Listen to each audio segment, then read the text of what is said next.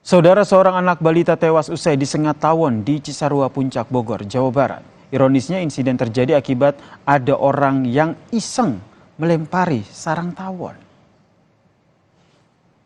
Peristiwa bermula saat korban yang masih berusia 3 tahun bermain bersama dengan teman-temannya di area parkir Taman Wisata Matahari yang tidak jauh dari rumah. 3 korban disengat tawon, tetapi 2 diantaranya berhasil diselamatkan. Belum diketahui jenis tawon yang menyengat korban. Agar peristiwa ini tidak terulang lagi, tim damkar langsung membakar sarang tawon di sekitar lokasi.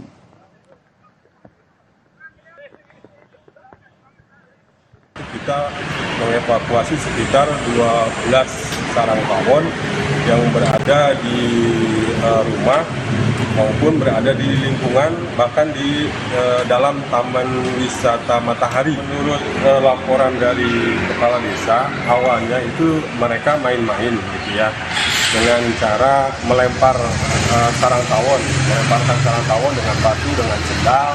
Nah, akibatnya mungkin kena dan sarangnya terguncang, maka tawon yang satu koloni itu keluar dan menyerang anak-anak yang sedang bermain.